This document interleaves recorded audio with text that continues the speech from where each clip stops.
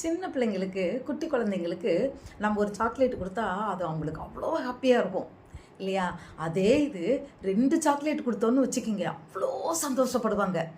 பிரியமானவர்களே, இன்றைக்கு வருத்தத்தோடு, சோகத்தோடு, கவலையோடு, துக்கத்தோடு, சோதனைகள் பலவிதமான சோதனைகளின் மத்தியில் இருக்கிற உங்களுக்கு ரெட்டிப்பு நன்மை உண்டாக போகிறது. ஹல்லேலூயா! பிரியமானவர்களே, எப்படி நமக்கு ரெட்டிப்பு நன்மை கிடைச்சா எவ்வளோ நல்லா இருக்கும்ல.